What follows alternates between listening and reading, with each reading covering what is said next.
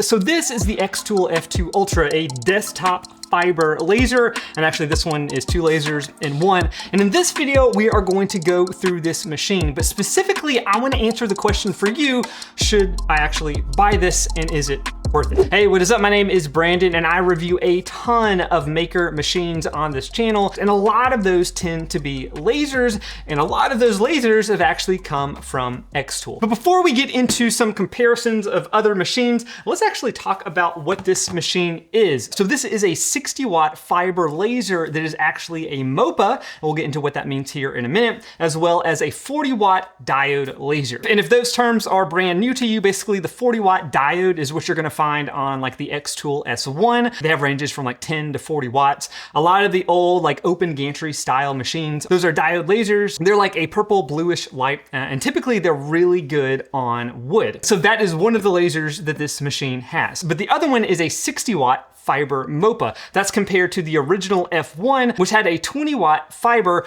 non-MOPA. So obviously they're packing in a lot more wattage, but the MOPA thing is pretty interesting. It basically opens you up to additional settings for your laser. So normally with lasers, you're really gonna only modify two things, the speed as well as the power. So you'll see a lot of these test grids that people run. Now the MOPA allows you to set the frequency of the laser, and you can kind of do that with normal fiber lasers. It gives you a much wider range of frequencies, as well as being able to adjust the pulse width. What that really means for you is the MOPA aspect of the laser opens you up to be able to do different types of marking on different types of material. Specifically, you'll definitely see it advertised that allows you to do color marking, and it definitely does, but I'll kind of give you a big caveat to that when we talk about it here in a second. But specifically with like metals, stainless steel, and aluminum, you're able to get different types of markings that might be really, really beneficial for you. So like black or white markings that maybe you can't get with a normal fiber laser. Now, while this has two different laser sources,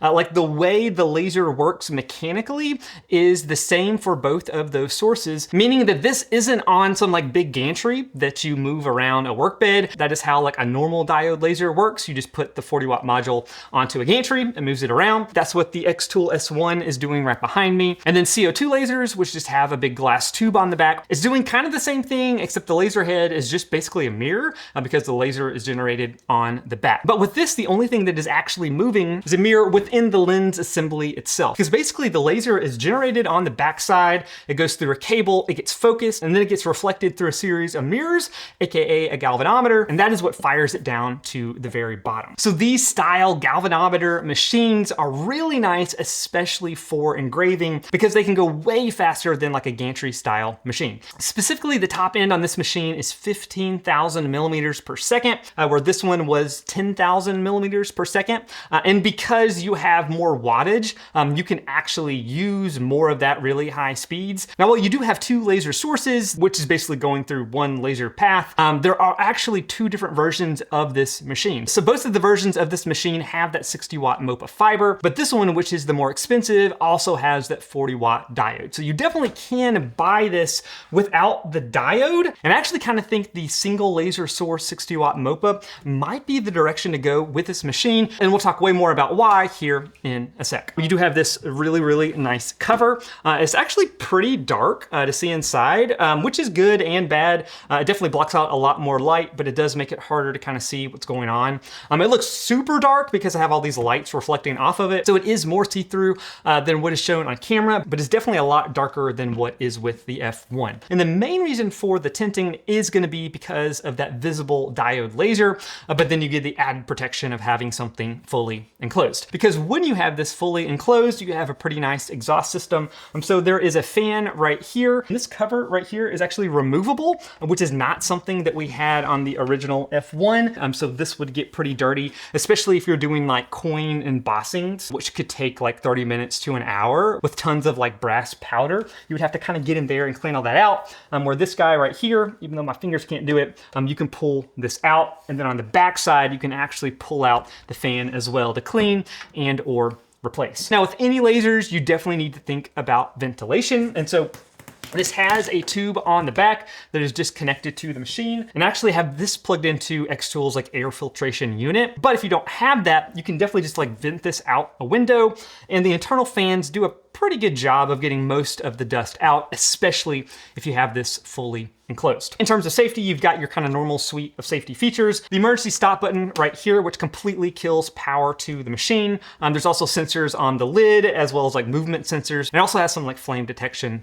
as well. And then the work bed itself is pretty standard. So you're gonna have a metal work bed on the top with these threaded holes. And then they're gonna give you just like a little corner bracket that you can screw down. But this is like a standard format and placement. So there's a lot of like aftermarket accessories that allow you to screw things directly down into the machine itself. Now, in terms of work area, it's also pretty standard. You're at 220 by 220 millimeters, and that is one of the biggest limiting factors when we're talking about these galvanometer style machines, because the laser is shooting from a single spot and it's just reflected by the mirror. Like there's only a certain distance it can get and still be in focus to make that mark, versus like gantry, you can basically go as big as you want to put your gantry because the distance between the laser head and the surface never changes. So that is a big limiting factor, not just with the xTool F2 Ultra, but just with like any of these style machines. Now, in terms of focus, they basically give you two different ways to do it. One is going to be using laser dots. There's actually two laser dots. One is red, and that is actually from like a little laser pointer. And the blue one, I believe, is actually coming from the 40-watt diode laser itself, just turned on like super low power. So that is actually following the direct path of the beam. But they have these aligned in a way to where they cross over each other when it's fully in focus. So if you like put in thicker material as we are raising this up, you can see that is getting further and further apart. And so there is a motor inside of this that raises the entire laser head, and then you can stop it when those beams are on top of each other. A really easy way to focus. Now they also have autofocus, because the other kind of big improvement to this machine, other than the upgraded MOPA fiber source, is their camera system. So before on the F1 Ultra, you had a single camera right here next to the lens, where with this one, you actually have dual cameras. And those are 48 megapixels, but because they're dual, they're gonna be way better in terms of accuracy. But because you have two, and the way they're set up, they're stereo. So you can use the actual camera system to detect distance as well. And I did find that the camera accuracy, because of that, has improved. So while this camera did work pretty well, you definitely would be off just a little bit, especially if you're trying to center something on something really, really tiny. Where with this system, I'm finding that the accuracy is much better when you're lining stuff up to like the internal picture in the software. Now, this workbed brings me to the biggest limiting factor for this machine. They give you this workbed if you want to do any type of cutting, because if you're gonna cut through the material, you're gonna want airflow underneath to give you a cleaner cut, but also give all of that dust and debris that is going through the material someplace to go. And I will say cutting with a machine like this isn't as practical because of the #1 limiting factor on this machine, and that's the fact there is no air assist. And really, it's not that xTool is like trying to save money and not include an air assist. Like an air assist just doesn't make sense on a galvanometer stand style machine. So with the traditional gantry style machine, you basically have compressed air that is going through a pipe that is coming right through the laser head assembly. It's allowing you to get really, really nice and clean cuts. And cutting is normally when you're gonna use air assist the most. Actually with engraving, a lot of times you wind up turning off the air assist. So for engraving, not having an air assist is totally fine. But with just like how this is fundamentally built, there's like no way to get compressed air close to where the laser head is actually marking, because again, the laser is getting generated way up here and then shooting way down. I guess you could have like some weird something moving around, but practically it just doesn't make sense. And you won't find air assist on any stand style fiber machine. Really the only time you'll see air assist with a fiber is if they've basically combined a galvanometer with a gantry style machine. We're seeing that with like the upcoming Excel laser or like the upgraded Galvo machine coming from Raleigh-Matic. So why is this the biggest limiting factor if basically every machine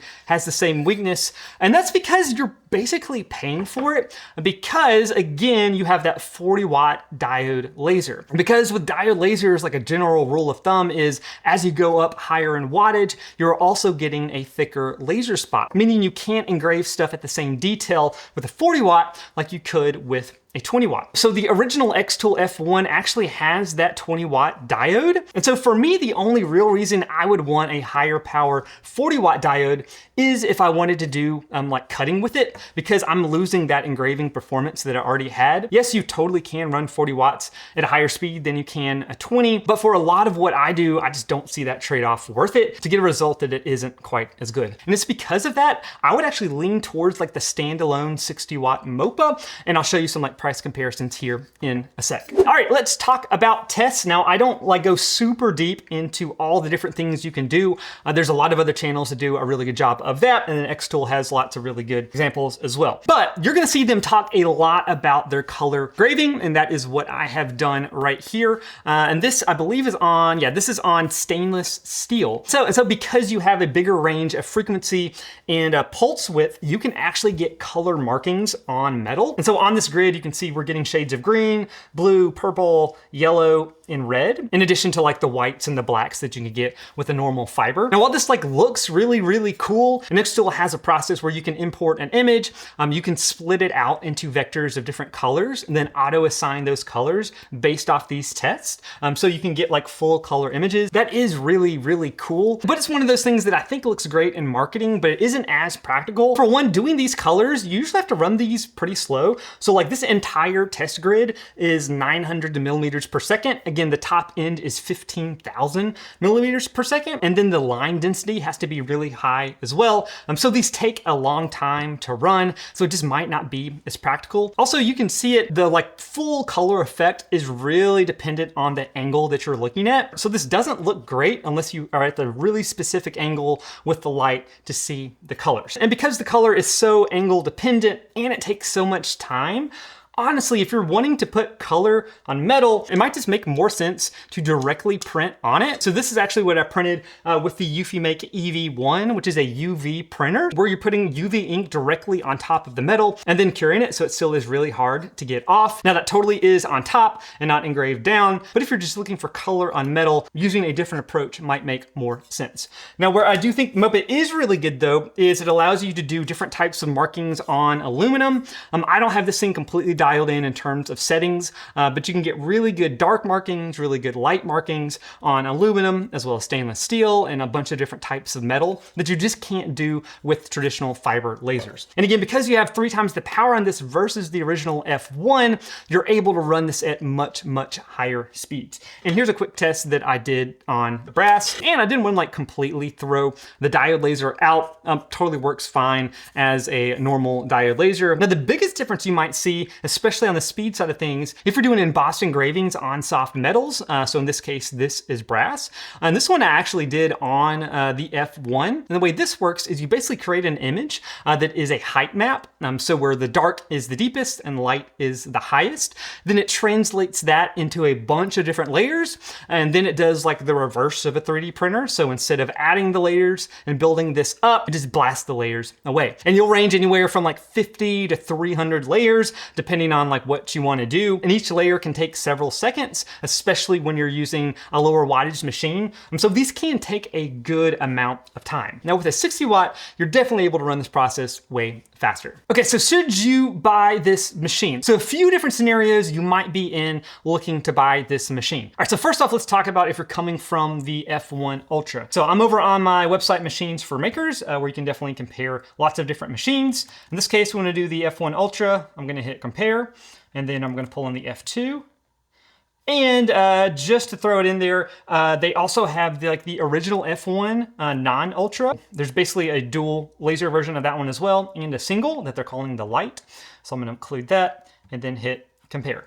So you can see it's a pretty big price range, especially when you're looking at the F1 Ultra. Again, this is 20 watts for the fiber and then 20 watts for the diode at about $3,600, and then you're gonna go all the way up to $6,000 to get the 60 watt MOPA and the 40 watt. Now that is a good deal higher than the F1 and the F1 Lite, but the wattages are like way, way less. And actually on these machines, they're using a infrared laser, so not like a true fiber laser, so it's not nearly as powerful. So if you're wanting to do metal marking, I would kind of steer away from doing just straight IR lasers because they're really not gonna probably get the results result that you want. But if you do like this form factor with a galvanometer, just with a diode laser, so if you want to engrave on woods and acrylics, but you don't want to spend a ton of money, then this at 10 watts could be potentially a good option. So you can look through the stats and the performance. So we do get a spec bump in speed. Might need to fix that, as well as a really nice upgrade with the dual cameras. But if you look at the standalone, so single laser version, so you're just getting the 60 watt MOPA, that's $4,700 versus the $6,000. So that is like $1,100 more than the F1 Ultra. So if you currently have this machine, how much is that extra wattage and the extra capabilities with the MOPA worth it for you? And if you don't have the machine, is $1,100 at the time of this recording worth it to get this instead of this? And now if you're really interested in engraving in wood, let's talk about that difference of $1,300 with like the dual laser source versus the single laser source. So instead of spending an extra $1,300 to get a 40 watt diode laser, what could you get as like a standalone machine? So again, I'm gonna put the F2 Ultra in here, but let's come over here to diode.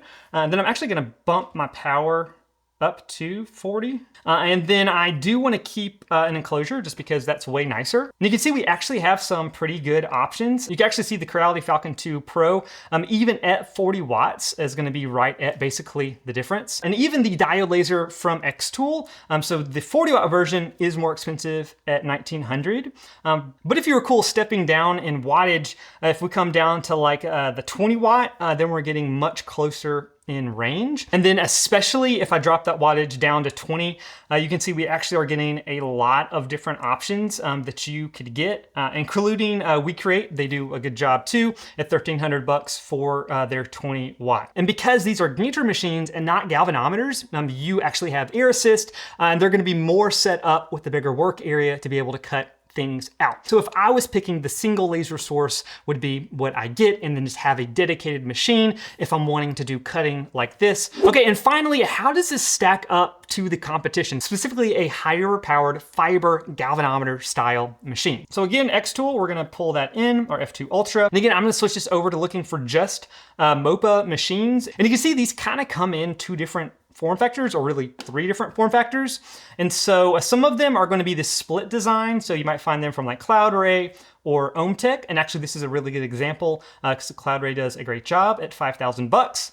And then you have a lot of these like single stand designs where their laser source is actually on the bottom versus this one, which is on the back, which it allows it to do this like full enclosure style design. But the 60 watt B6 MOPA from ComMarker, that's a good one we can check out. In addition to like the split design from ComMarker, and we'll throw in one from Monport as well. But you can see they more or less are like the same machine. So if you're looking strictly at specs on a 60 watt MOPA, again, this would be $4,600. So this is like the dual laser version.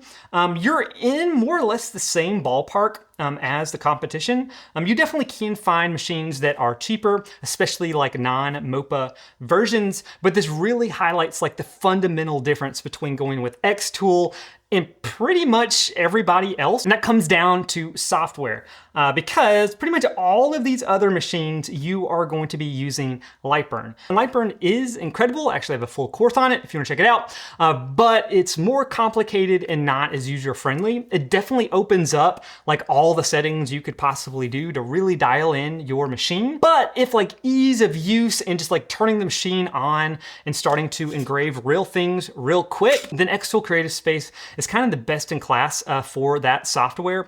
They're doing some of like the gimmicky AI stuff where you can generate like AI art, but they're actually doing some really practical AI stuff as well. And so they have a conveyor belt attachment, which I've shown on the original F1 Ultra. And then with this machine's upgraded cameras, it makes it like batch engraving way easier. So instead of having to like perfectly line stuff up in a jig, you can just kind of like throw stuff in there.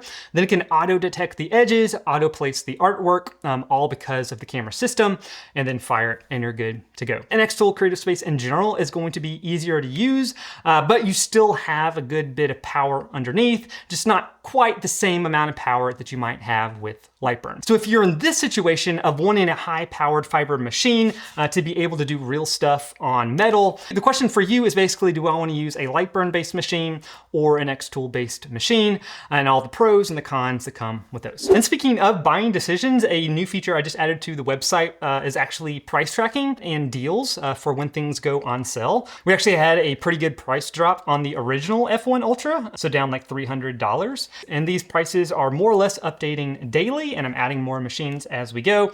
So if you come over to the deals page, you can see all of the different deals that are going on right now. And with a lot of those, I might have specific promo codes that can save you money if you think any of this is valuable. All right, what about you? Would you get the F2 Ultra? Is it worth $6,000? Let me know down in the comments, as well as any questions you have specifically about this machine that I can help answer. All right, until next time, go make or break something in your shop. See you guys.